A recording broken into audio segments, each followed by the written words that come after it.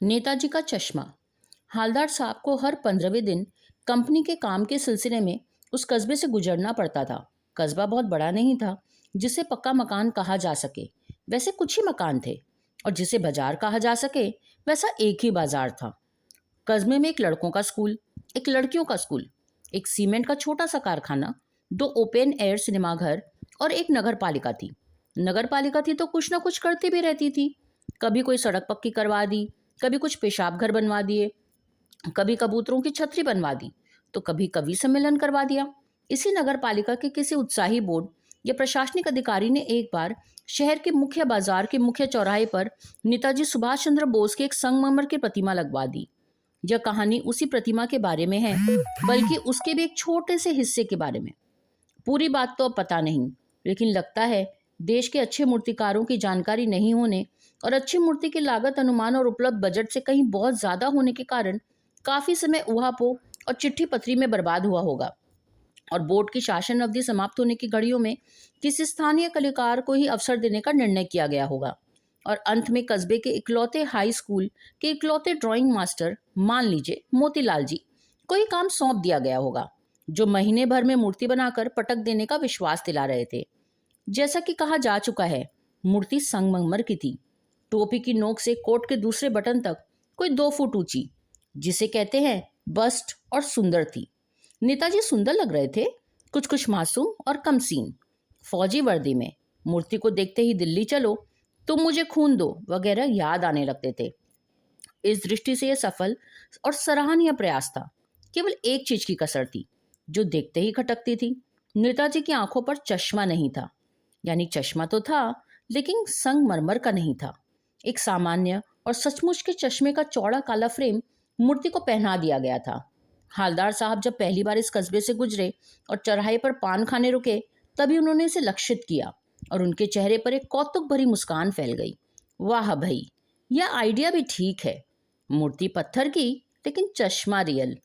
Jeep कस्बा छोड़कर आगे बढ़ गई, तब भी हालदार साहब इस मूर्ति के बारे में ही सोचते रहे और अंत में इस निष्कर्ष पर पहुंचे कि कुल मिलाकर कस्बे के नागरिकों का यह प्रयास सराहनीय ही कहा जाना चाहिए।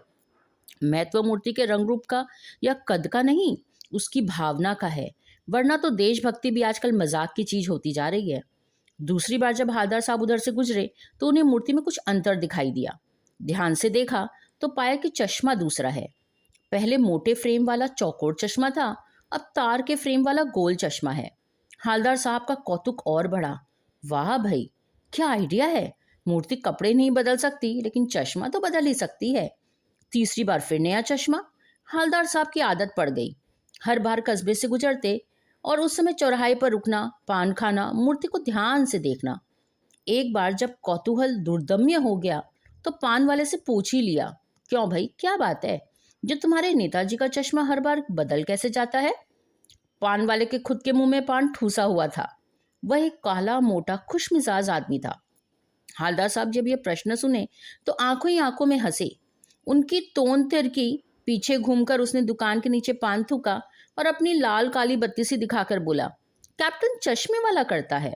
क्या करता है? हालदार साहब कुछ समझ नहीं पाए। चश्मा चेंज कर देता है, पान वाले ने समझाया। क्या मतलब? क्यों चेंज कर देता है? हालदार साहब अभी नहीं समझ पाए। कोई गिराक आ गया समझो, उसको चौड़े चौखट चाहिए, तो कैप्टन किधर से लाएगा? तो उसको मूर्ति वाला दे दिया, उधर दूसरा बिठा दिया। अब हालदार साहब को बात कुछ कुछ समझ में आई। एक चश्मा वाला है जिसका नाम कैप्टन है। उसे नेताजी की बगैर चश्मे वाली मूर्ति बुरी लगती थी, बल्कि आहत करती थी, मानो चश्मे के बगैर नेताजी को असुविधा हो रही हो। इसीलिए वह अपनी छोटी सी दुकान में उपलब्ध गिने चुने फ्रेमों में से एक नेताजी की मूर्ति पर फिट कर देता है। लेकिन जब कोई ग्राहक आता है तो उसे वैसा ही फ्रेम की दरकार होती है, तो जैसा मूर्ति पर लगा है। तो कैप्टन चश्मे वाला मूर्ति पर लगा फ्रेम संभवतः नेताजी से क्षमा मांगते हुए लाकर ग्राहक को दे देता है और बाद में नेताजी को दूसरा फ्रेम लौटा देता है। वाह भाई, खूब आइडिया है, लेकिन भाई एक बात अभी भी नहीं समझ में आई। हालदार साहब ने पान वाले से फिर पूछा, नेताजी का ओरिजिनल चश्मा कहाँ गया? पान वाला दूसरा पान मुंह में ठूस चुका था। दोपहर का समय था, दुकान पर भीड़ भाड़ अधिक नहीं थी। वह फिर से आंखों आंखों में हंसा। उसकी तोन थिरकी, कत्थे की डंडी फेंक पीछे मुड़कर उसने नीचे पीक थूकी और मुस्कुराता हुआ बोला, मास्टर बनाना भूल गया। पान वाले के लिए ये मजेदार बात थी, लेकिन हालदार साहब के लिए चकित और द्रवित करने वाली। यानी वह ठीक ही सोच रहे थे। मूर्ति के नीचे लिखा था, मूर्तिकार मास्टर मोतीलाल। वाकई कस्बे का अध्यापक था। बेचारे ने महीने भर में मूर्ति पटक देने का वादा कर दिया होगा, बना भी ली होगी, लेकिन पत्थर में पारदर्शी चश्मा कैसे बनाए, कांच वाला, या तय नहीं कर पाया होगा, या कोशिश की होगी, असफल रहा होगा, या बनाते बनाते कुछ और अब बारीकी के चक्कर में चश्मा टूट गया होगा, या पत्थर का चश्मा अलग से बनाकर फिट किया होगा और वह निकल गया होगा। ओफ! हवलदार साहब को यह सब कुछ बड़ा विचित्र और कौतुक भरा लग रहा था। इन्हीं ख्यालों में खोए खोए पान के पैसे चुकाकर चश्मे वाले की देशभक्ति के समक्ष नतमस्तक होते हुए वह जीप की तरफ चले। फिर रुके, पीछे मुड़े, पान वाले के पास जाकर पूछा, क्या कैप्टन चश्मे वाला नेताजी का साथी है या आज़ाद हिंद फौज का भूतपूर्व सिपाही? पान वाला नया पान खा रहा था। पान पकड़े अपने हाथ को मुंह से 1.5 इंच दूर रोककर उसने हालदार साहब को ध्यान से देखा, फिर अपनी लाल काली बत्ती सी दिखाई और मुस्कुरा कर बोला, नहीं साहब, वो लंगड़ा क्या जाएगा फौज में? पागल है पागल। वो देखो आ रहा है, अब उसी से बात कर लो, फोटो वोटो छपवा दो उसका कहीं। हालदार साहब को पान वाले द्वारा एक देशभक्त का इस तरह मजाक उड़ाया जाना अच्छा नहीं लगा। मुड़कर देखा तो अवाक रह गए।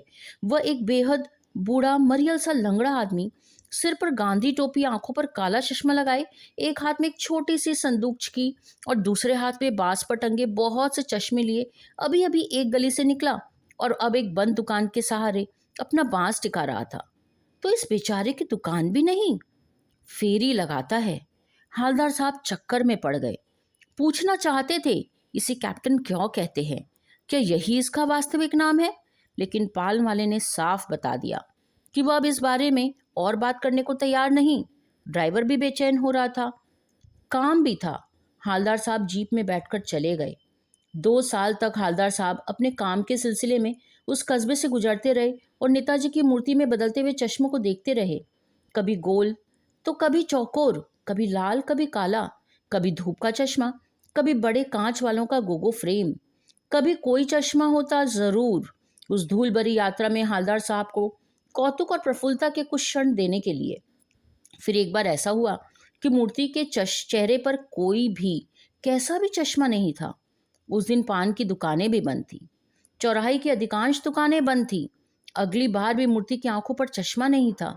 हालदार साहब ने पान खाया और धीरे से पान वाले से पूछा, क्यों भाई, क्या बात है, आज तुम्हारे नेताजी की आंखों पर चश्मा नहीं है? पान वाला उदास हो गया। उसने पीछे मुड़कर मुंह का पान नीचे थूका और सिर झुकाकर अपनी धोती के सिरे से आंखें पोंछते हुए बोला, साहब, कैप्टन मर गया। और कुछ नहीं पूछ पाए हालदार साहब। कुछ पल चुपचाप खड़े रहे, फिर पान के पैसे चुकाकर जीप में आ बैठे और रवाना हो गए। बार बार सोचते, क्या होगा उस कौम का जो अपने देश की खातिर घर गृहस्थी, जवानी, जिंदगी सब कुछ होम देने वालों पर भी हंसती है और अपने लिए बिकने के लिए मौके ढूंढती है। दुखी हो गए। 15 दिन बाद फिर उसी कस्बे से गुजरे। कस्बे में घुसने से पहले ही ख्याल आया कि कस्बे की हृदय स्थली में सुभाष की प्रतिमा अवश्य ही प्रतिस्थापित होगी, लेकिन सुभाष जी की आंखों पर चश्मा नहीं होगा, क्योंकि मास्टर बनाना भूल गया और कैप्टन मर गया। सोचा, आज वहां रुकेंगे नहीं, पान भी नहीं खाएंगे, मूर्ति की तरफ देखेंगे भी नहीं, सीधे निकल जाएंगे। ड्राइवर से कह दिया, चौराहे पर रुकना नहीं, आज बहुत काम है, पान आगे कहीं खा लेंगे। लेकिन आदत से मजबूर आंखें चौराहे पर आते ही मूर्ति की तरफ उठ गई। कुछ ऐसा देखा कि चीखे, रोको। जीप स्पीड में थी। ड्राइवर ने जोर से ब्रेक मारे। रास चलते लोग देखने लगे। जीप रुकते रुकते हालदार साहब जीप से कूदकर तेज तेज कदमों से मूर्ति की तरफ लपके और उसके ठीक सामने जाकर अटेंशन में खड़े हो गए। मूर्ति की आंखों पर सरगंडे से बना छोटा सा चश्मा रखा हुआ था, जैसा बच्चा बना लेते हैं। हालदार साहब भावुक हैं।